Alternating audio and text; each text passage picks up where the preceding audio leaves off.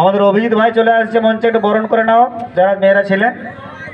মানে আমাদের অনেক নেতৃত্ব পরে পরে মানে আসছেন আর কি, মানে ওনাদেরকে অলরেডি আগেও ডাকা হয়েছে, পরেও মাঝখানেও ডাকা হয়েছে, কিন্তু উনি যখন আসছেন হয়তো তখন ওনাকে ডাকা হচ্ছে না, এরকম ভাববেন না যে আপনাকে ডাকা হচ্ছে নাই। তো আমি সবাই বাকি যারা যদি আসে থাকেন আমি মঞ্চে ডাকবো, নিজেদের মঞ্চে উঠে। আজকে আমাদের বড় গর্বের দিন, সবাই এখানে আমরা সমবেত হয়েছি, এই দিনটাকে আমরা স্মরণীয় করে রাখছি এবং এই ঐতিহাসিক খেমাশুলির ঐতিহাসিক মাটিতে বীর শহীদের আমরা পূর্ণাঙ্গ মূর্তি উন্মোচন করেছি। এরপরে সংক্ষিপ্ত বক্তব্য রাখার জন্য আমি যে জেলায় আজকে প্রোগ্রামটা হচ্ছে, অনুষ্ঠানটা হচ্ছে আজকের, কর্মী সমাজ পশ্চিমবঙ্গের সভাপতি মনোরঞ্জন মাহাতোকে অনুরোধ করছি সংক্ষিপ্ত বক্তব্য রাখার জন্য।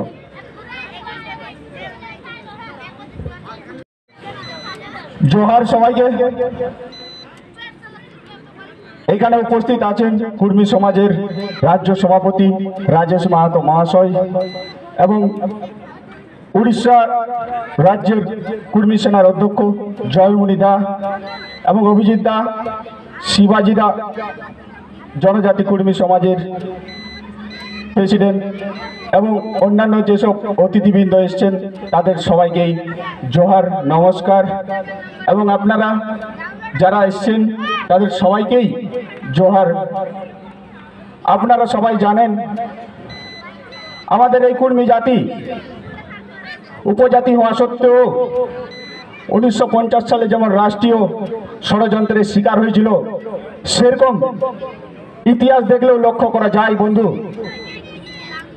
কর্মী সমাজের এরকম হাজার হাজার বিপ্লবী এই পরাধীন ভারতবর্ষে স্বাধীন করার জন্য জীবন বলিদান দিয়েছিল। কিন্তু বন্ধু, দুঃখের বিষয় তারা কোনোদিনও যোগ্য মর্যাদা পায়নি। তখনকার যুগে যারা উচ্চবিত্ত সম্প্রদায় ছিল তারা নিজের মতন করে ইতিহাস লিখে গেছেন।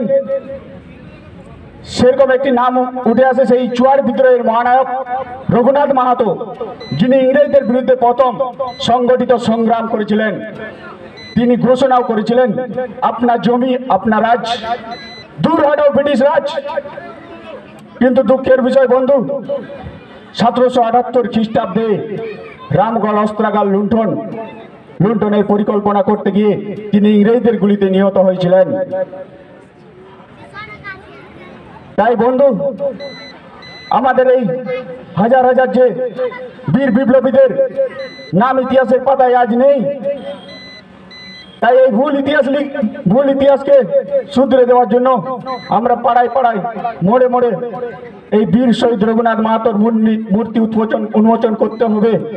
তাই আপনাদেরকেও এগিয়ে আসতে হবে বন্ধু। আর বেশি কিছু বলবো না, আমার গলার অবস্থা খুব খারাপ। জয় গরম, জোহর।